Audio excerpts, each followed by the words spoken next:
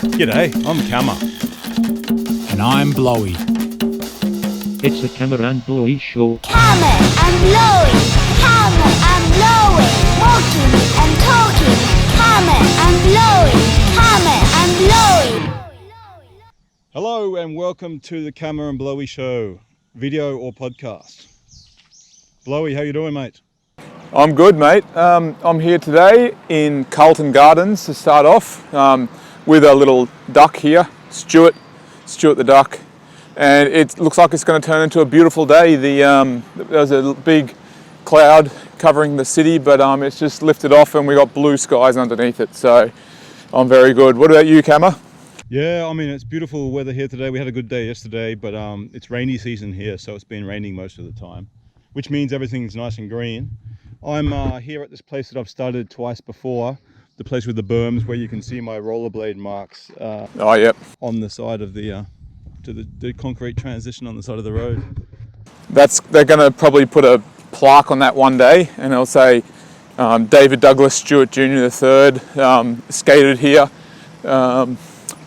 before he was famous. Or I hope they do. Yeah, part of the Kama and Blowy Show. So now we've actually just started running this as a podcast as well, so perhaps you're listening to the podcast. If so, welcome. Obviously the best way to enjoy this is watching the YouTube version, because you can see all the beautiful scenery everywhere. Like I'm walking past I've got bamboo on my right hand side and these large cedar trees on my left, but hopefully you can enjoy it just as much if you are listening. Joe's had a couple of problems with his mic, but he's you may have heard a few times where there's a bit of wind or something like that, but he's taking remedies to make sure that we get good sound. that's right, and I hope it sounds crisp and clear at the moment. And on that note, I just want to show you a lovely fountain. Are you ready to see this fountain? It's quite impressive. I can hear the fountain.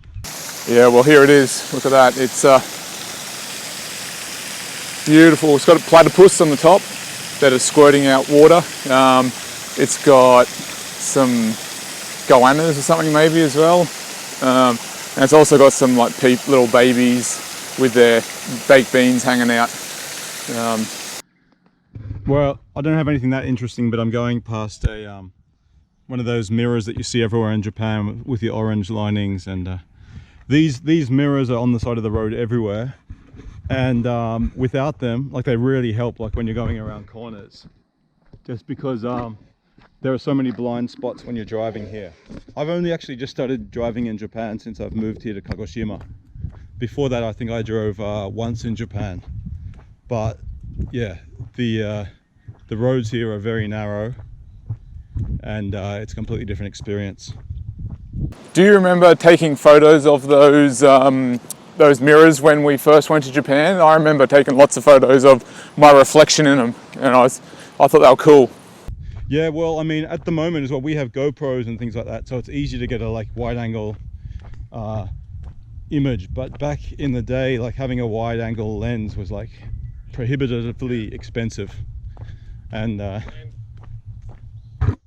being a skater, a fisheye angle was quite a thing that you'd see in skate videos, because you could get the whole skater in. So we kind of liked that style, didn't we? Yeah, I'm walking down a hill, and it's obviously been cut out of the like this road's been cut out of the actual side of the mountain.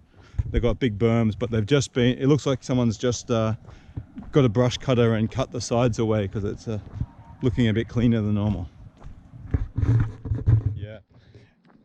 Anyway, let's get into today's subject. Today we're going to talk about hitchhiking in Japan. Ooh, that's dangerous. Well, I mean, hitchhiking, you're always told not to hitchhike, aren't you? That's right. And can I start with the reason why I think we actually did this? And now I don't know if it's subconscious or whether you had a conscious thought about this, but before we actually embarked on this journey, we had a book that I believe either yourself or Dad purchased, which was about Dad did, yeah, and it was about hitchhiking in Japan. And I remember that I don't read many books because I just don't really enjoy it. But I remember I read this book and I loved it. And it was about this guy that hitchhiked and followed the cherry blossoms as they blossomed from the southern end up into the northern end. And as it gets warmer, it climbs up the country. So he followed that and hitchhiked all the way. So the book was Hokkaido Highway Blues, or Hitchhiking Blues, Hokkaido Hitchhiking Blues maybe, and the author was it maybe Will Ferguson? Anyway, I'll try to put that in the description. But yeah, I'd forgotten about the cherry blossom bit, but yeah, I loved that book. But that wasn't the first time I got the idea in my head. The first time I get the idea of hitchhiking in Japan in my head was probably 5 or 6 years before that, and I was in high school, and Dad, who we've mentioned before, was a house painter. He asked me if I wanted a week's work in Sydney. I think I got paid $50 a day or whatever. So I said, yeah, I'll do some work. And Greg, we called him Greg the Man because I had a friend when I was younger who was Greg the Boy, and this was Greg the Man. He was also going on this job down to Sydney, so the three of us went down in a car and we drove through the night. I think him and Dad kind of took turns sleeping in the back, and then the other would drive. But so I had a lot of chance. I had a really long talk with Greg that night, and he was telling me how he just got back from a trip to Japan because his sister lives over here. And anyway, he was just telling me how he would go to the highways and he'd get a piece of cardboard and get his sister or someone to write down the name of the place he wanted to go on a big piece of cardboard and hold it up and show it to all the truckies who were going past. And lots of these truckies would be doing these long drives and they'd be bored, so that if they spoke a bit of English, they'd be happy to have someone to talk to for the trip. So he covered a lot of ground doing that. So that was where I first heard about it, and then I read that book as well, and I thought, well, if I'm going to hitchhike anywhere, it would be in Japan, just because of the safety aspect. Yeah, and the safety aspect, that's funny because that's the joke that I made before, was everyone says, oh, that's dangerous, and that was the same joke that was made in the book. In his journeys, everyone said, oh, don't hitchhike, it's dangerous in Japan. But in other countries, it's much more dangerous, and Japan's probably the safest place if you're going to do it. So, well, I've only really hitchhiked once in Australia, and that was on Moreton Island, which is kind of isolated, and like there's not really anywhere to take you. I mean, I mean, getting in the car with someone is probably as dangerous as just driving past. That's right, and it's probably more dangerous walking on the side of the road, to tell you the truth, getting hit by a car. But remember, Dad used to pick up strange hitchhikers when we'd be driving, like if we'd be driving interstate or something.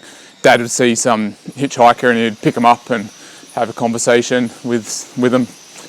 Yeah, well, I mean, Dad, he when he was in his 20s, he once hitchhiked from I think he was working at the markets in Sydney, and he just decided he wanted an adventure, so he hitchhiked all the way up to Cairns. So I think he knows firsthand what it's like to be waiting on the side of the road for a lift and not having people stop. So it's in the blood, isn't it? It's in the Stuart blood, so we had to do it.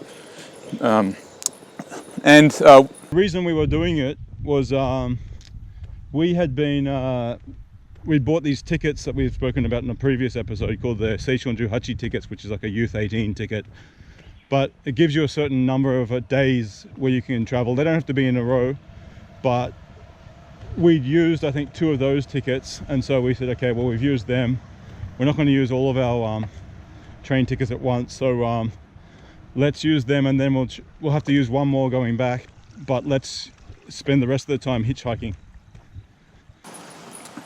Yeah, and just while I'm here, I'm in Fitzroy now. Kama knows Fitzroy, don't you? And there's some really cool graffiti that I just want to show you. So, look, they paint the buildings, and I think it's kind of legal here, but it's kind of illegal, but they don't really care. They let people do it. So I'm in this little alley. That's probably not the best example, but I'll show you some more as it comes along. But here's a big dragon, which is busting through the wall in the window. So it's pretty cool. A lot of street art, a lot of culture in Fitzroy. Well, I'm down near some rice paddies, and we've got two here. We've got the early crop and we've got the most recent crop. So yeah, the early crop, it's probably about just above my kneecaps, growing nice and green, and the water's starting to dry up. Then they've got the early ones that have just been planted like a week or two ago, and these are still small. There's water running into them, really nice, clean, clear water going in. But yeah, I love the rice fields here. That real vibrant green is really beautiful. And yeah, special time of year, isn't it? Anyway, back to the hitchhiking. So we'd made our way all the way up to Hokkaido, which is the most northern island in Japan. And we'd spend a night there in Sapporo. And we decided we're going to go the next day to a place called Otaru. And it's probably, what, 50 kilometers away or so? An hour or so drive. Yeah. So we got a piece of cardboard and we went to a 100 yen shop, I think, and bought like a big fat felt marker. And I'm just walking past a kind of dilapidated little shrine. The roof's has very much seen better days. And it looks like a branch and stuff from a big tree's fallen on it. Yeah, it's these kind of little shrines are very common in Japan. Yeah, but this has seen much better days. The whole roof is collapsed in one section. It's really water damaged. Yeah, it's a pity though, because it's a beautiful old structure. Anyway, so we went in and got this this felt marker and we wrote in big thick letters Otaru in Chinese characters, and we walked along the road with our backpacks on, holding this out so everyone could see it. Can you hear the chimes? It seems that these chimes go off so often when we're doing these. It does, because we always do it at the same time. Maybe another alley with graffiti. These chimes are part of a emergency wireless broadcast system that goes all across Japan, and these were done after the Fukushima disaster, the 3/11 earthquakes. So we've actually got one in our house as well. Every morning at 6:45 we hear like this little song start to play, and then there's someone reading out community announcements. So it's kind of like an alarm clock for us. But anyway, back to the story. So we're standing on the side of the road and we're holding up this, this is in the middle of Sapporo town as well. And we're holding up this piece of cardboard that says Otaru on it and showing it to all the passing motorists. And we weren't getting any bites at all, were we? No, we're like, oh, this is useless. And we're walking at the same time, and sometimes we'd stop for a little bit and just hold up the sign, find a good vantage point and kind of hold it up. But generally we would walk along and hold the thing up as we were walking. So in case we didn't get picked up, we'd make some more distance. Exactly. And so they were kind of seeing the backs of us rather than our faces as well. Yeah, that's right. But I know if I was looking for a hitchhiker, I think I'd prefer someone who's actually walking themselves rather than just waiting around for a lift. Yeah, it shows a bit of initiative, doesn't it? Yeah, it's like a job interview. Someone who's showing a bit of initiative is more likely to get the job. So after about 40 minutes or so of walking along the side of the road, a guy in a van stopped and he said, "Oh, Otaru?" And we said, yeah. So obviously all this conversation was in Japanese, but there are probably people watching or listening that don't understand Japanese, so we'll translate them for you. But he asked if we're going to Otaru. Yeah. And jump in. I said, "Oh, thank you." And so we started chatting to him. He was a really lovely guy, and he kind of told us that he'd been going in the opposite direction, and then he came back and saw us. We're still walking. He said, "Oh, no one's going to pick these guys up. I'll give them a..." Yeah. And we asked him a few more questions. We started getting closer towards Otaru. And then I found out when he got there, I think we asked him something like, okay, so do you live in Otaru? And he goes, oh no, I'm in Sapporo. So, oh, what are you doing here like in Otaru? And he goes, oh, I'm bringing you here. I'm like, what? Like, never did I want anyone to change their entire movements just to kind of help us. That's right. The whole point of hitchhiking is to bring someone in the same direction as you're going, and then once you go off that path, you drop them off, and then they wait for the next person. But he was too kind. My idea was, okay, someone is going in this direction, and they'd like to have a conversation, and so we'll jump in with them. And so this way we're just showing the sign. If they want to stop for us, they can, but we're not going to try to guilt trip them into it or anything. But he did. And I remember as well, you were maybe loading up your camera or something. You said, oh, my batteries are dead. And the guy said, oh, here you go. And he gave you a handful of fresh batteries as well. Yeah. And we're like, oh, I felt so much appreciation for that guy. But at the same time, I felt a bit bad because, you know, he'd gone so far out of his way for us. And look, he was a working class guy that was just trying to earn a crust, you know, an honest yen. He dropped us off, and then that night, was that the night we slept under the bridge? Yeah. Yeah, so we had a tent, which was just a really, really cheap tent, and which I believe was yours. And 2-person tent, yeah. Yeah, no, we had no mattresses or anything like that, just the actual tent. And we put that up under the bridge because we wanted to find somewhere that was a little bit inconspicuous. So we put the tent up under a bridge, and it was all rocky, like big, like you can imagine the bedrock from the river, all the stones, and we put on. It was jagged as well. Yeah, and it was raining, and it was in Hokkaido, so it was freezing. So luckily it wasn't any snow at this time of year. Well, I think the rain is why we were under the bridge. That's right, yeah. Because just to keep us a bit dry. But I think we still got a bit wet that night, didn't we? Oh, I just remember it being a very Cold, uncomfortable night, yeah. But because before that we had gone down, we'd found a hot spring, and it's like $4 or something, you can go there, and so we went and had a bath there. It was beautiful, nice hot spring, so your skin feels really supple and beautiful afterwards. But they also had like tatami mats where you could kind of lie down and relax there as well. But in the back of your mind, you're always thinking, okay, we can't kind of stay here forever. It's going to close at 11 o'clock or something. Was that night, was it? That was the same night, yeah. Okay. Just quickly, I can see there's a big shark here. There you go. No, it's I'm at the museum, so there's a shark that's a fake one. Yeah. Anyway, so yeah, I'm going past some. They look like I think some kind of like sweet potato. Oh yeah. They look a lot like the taro plants and you know, the big elephant ear plants. Do these people sell these like fruit and vegetables out of like an honesty box or anything at the front, or do they? Sometimes you see them, but they're mainly sold to a big cooperative.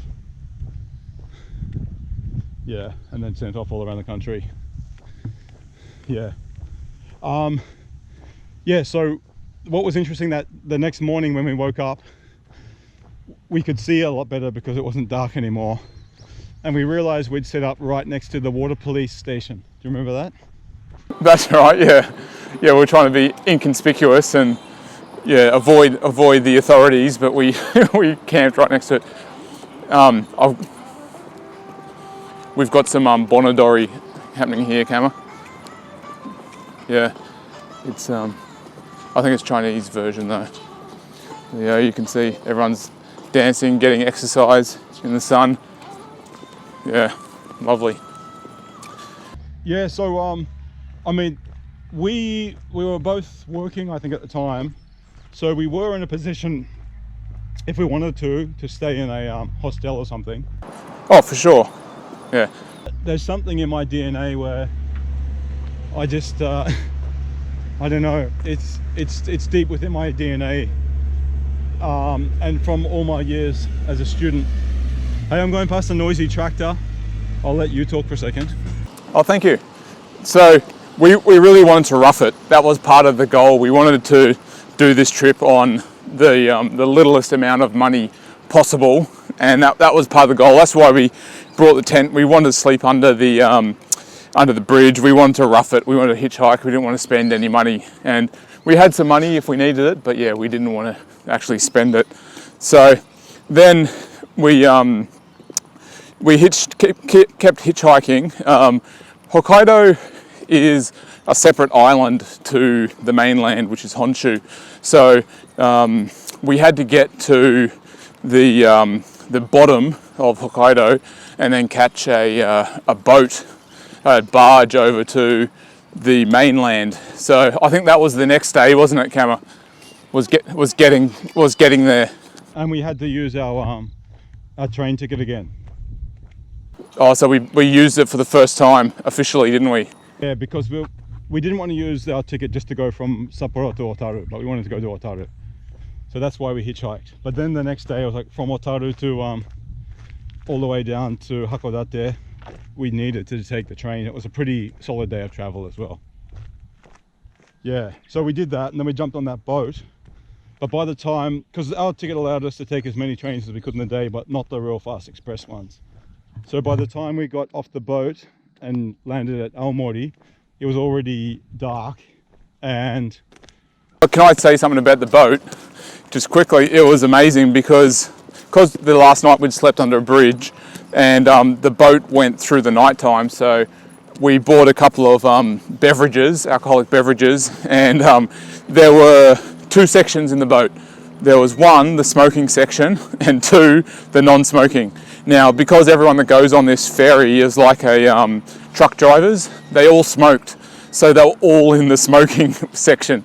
And so we had this whole place to ourselves, which was a non-smoking one, which had all the tatami mats on the ground on the boat, which was pretty cool in itself. You don't see that. Fresh air and a couple of frosty beverages. So we drank those and got the best sleep ever.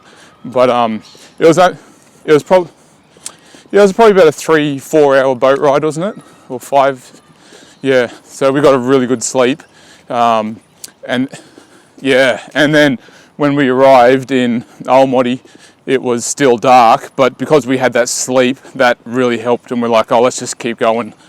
yeah, so we ended up walking from the port, and I remember we walked again to we found another convenience store, I think, because then we got another piece of cardboard from a box that had been discarded. And we wrote was it Akita City, the next place that we're going to? Akita, yeah. So I think we wrote Akita on the box. And this is nighttime, and it was a very dark road. So, you know, when the trucks or cars went past, we kind of got a little bit of light in the road, but not that much. Yeah, they couldn't see us. Holding that up for a while and walking on there, and we're just getting no bites at all. We even tried, we thought we might get some sympathy if we held the sign up upside down to make us look a bit more clueless. And I think we took a photo of us doing that just for a joke. And because I think you set up the camera, we got a little long exposure. That's right. And eventually we came to a truck stop, like a road station they call them. And you know, it's got vending machines and some toilets and benches and places to park. And we just said, hey, I don't think we're gonna get a lift tonight. Shall we just sleep here out in the open? And we did. And they were really comfortable, those benches. And we had they did all right. It was better than the previous night's sleep. Yeah, and we used the tent I use the tent as a blanket, and because we got half of it and you could use it as a blanket and the other half to lay on, so we kind of just did what we could. And then when we woke up in the morning, across the road there was this just amazing rice field paddy there, and everything was just so green and luscious, and we were just like, wow, this is amazing. And we probably didn't brush our teeth or anything like that, so we had really bad poo breath. And we would have had toothbrush toothbrushes and toothpaste, so I think we would have. Or maybe we did, yeah. And I think there's like vending machines which would buy drinks from, keep ourselves hydrated along the trip. But we didn't stick around there very long. We started walking with our sign again. And actually it was pretty quick, wasn't it, that someone stopped the guy in the van with his family? That was the guy, oh. Yeah, he was What type of van? Was it like a work van or a... like a family transporting van. And so he, I think he was, you know, Tenrikyo, the religion? I think he was a Tenrikyo member, and he was going for a meeting or something, and so he had his kids in the back and he was in the front. And yeah, he was a really nice guy, and he was really happy for us to go. And one thing I remember about him though, I think it must have been about 2 or 3 hours in that car with him. It was a decent drive. But I just remember seeing him in the front, and he put a cigarette in his mouth, but he didn't light it. Yep, I remember that, yeah. And after a little while I realized, he's such a nice person. He's waiting for us to say, oh, go, Please light yeah. a cigarette. But we weren't going to say that. I did feel a little bit conflicted because he is giving us a lift, but I was like, I hate smoking. I was thinking of the kids. I was thinking of the kids, Kama. Oh, nice. But it's his car, so obviously he can do whatever he wants. But he was so nice that he waited, and I played dumb, even though I wasn't dumb, and didn't say anything as he left it dangling in his lips for half an hour or so until we got out. And he probably, as soon as we left, he probably sparked it up. He probably had about 4 of them because he smashed them. But from memory, he kind of dropped us off on the outskirts kind of Akita. And we said, okay, so now we need to make another sign. We made another one and started walking. But one thing we'd learnt by this point is that one of the hardest places it is to get a lift is within the city limits. Yeah, no one wants to have anything to do with you. The moment you get out into country road, people seem a lot more trusting. So we had a 1.5 or so hour walk through Akita City, I think. Yeah. Yeah. And look, we kind of, at least there's stuff to look at, and there's footpaths and stuff along in the city, isn't there? So we were kind of happy with that, and we could have lunch and stuff like that. And so we got to the other side of the city, and then a couple picked us up, I remember. Was that in the Benz, in the 4-wheel drive? I don't remember. No, I don't think so. I think it was a smaller car. Do you remember they took us to? They were going to see the sunflowers. Oh, the sunflowers, yeah. That's right. And then we went and saw the sunflowers, and that was half the beauty of the trip, because we didn't have really a plan, but people that were traveling were going to cool places, and they took us to those cool places, and we could enjoy like the sunflowers. It was just a sea of sunflowers that were just blooming, and we were getting awesome photos there. Well, you were because you had a Canon, and the colors on the Canon were really good. I had a little Konica digital camera, and in the middle of the blazing sun, it just didn't capture the magnificence. The blues were a bit washed out, and it was overexposed, wasn't it, that camera? Yeah. Whereas yours, it looked like there was a polarizer on it or something. Yeah. Well, Canon, good glass camera, good glass on the Canon. Now, from memory, there was a beach that we went to straight after the sunflowers, but I don't remember if we got a lift there or if we walked there. Yeah, I can't remember. I think after the sunflowers we kind of said, all right, see ya, thanks for the lift, and they went their way and we went our way. And then I think we did walk down there along, is that where there was, we laid down on the grass and there was an onsen there? Yeah,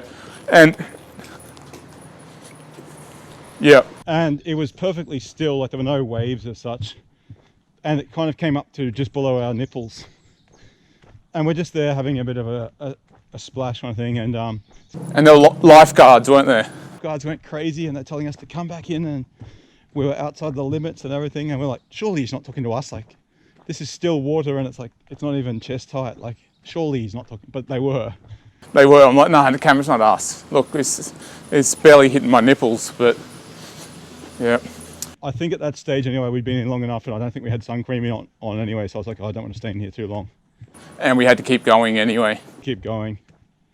But the next part is a bit blurry. I remember some people took us to some fireworks. Yeah, so that one, that's the Benz. They had this like really expensive, like that car is like a $200,000 car that picked us up.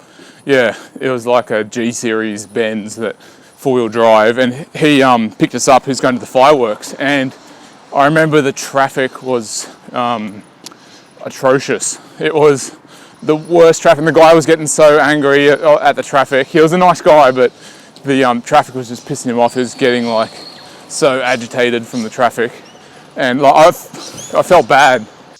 Getting us to see these fireworks. I know, and I felt so bad because he was getting so angry about the traffic. I'm like, oh, so sorry, man. He's like, no, this is Japan. That's what happens when it's fireworks. And it was the worst traffic as well. But he took us to the fireworks, and they were just, I'd like to say the word amazing. They were spectacular, but it was over the top. It was like they went for like an hour. Do you remember Tama-chan, the famous seal that was spotted in the Tama River in Tokyo? Yeah. Tama-chan was at its like popularity peak, and they even had a Tama-chan firework that kind of, and I was thinking, I've never seen a firework contain like a face like that before. Yeah, but the thing was, there was so much smoke that you could barely see the fireworks anymore because it was just fireworks going inside smoke, and it was like, oh, just hurry up and end. But it was awesome, and then there was just so many people there. And then I think that night we did we end up staying in a park that night? Maybe we went to a hotel first, and we said, oh, how much is it for a night? But it was quite late at that night. It was probably 11 o'clock at that stage, and we thought, well, we're not going to be there very. And they said like $70 or something. I said, let's just go and find a park and set up the tent there. And you said, yeah. We found a good park as well, and that was a good night's sleep because it was flat ground. Yeah, and I remember taking a photo in the morning, but I don't know if we got that anymore, but it was pretty cool. I remember waking up in the morning and opening the tent and looking, and it was a very small like pocket park in this little city, but some people were walking their dogs past and kind of gave us disapproving looks. But we had a good night's sleep regardless. We saved 7,000 yen, which we can. Yeah, it just seemed like a waste to use that money because we're only going to be sleeping for 6 hours. Exactly, and it was a good decision. Good decision. I'd make that decision again. It was probably, I think I probably paid 4,000 yen, $40 or so for it, and yeah, I mean, it gave me a few good nights sleep. Like while I was there, I lent it to other friends as well. And I remember after this trip, because we're running out of time here, after the trip we got all the way back to. We went back to Tokyo, is that right? And then... Yeah, but wait, on the way back though, do you remember, this was one of the things, I was talking to Mum just a couple of days ago and she brought this up. And do you remember we met those girls, they were probably about 12 or so, and they just started, they must have been in junior high school, and they had like, okay, because they talked to us in English at the start, I think, and then they realized we could speak Japanese. And we had some mayonnaise or something, and we... in our bag, yeah, we had like a half-eaten bottle of mayonnaise.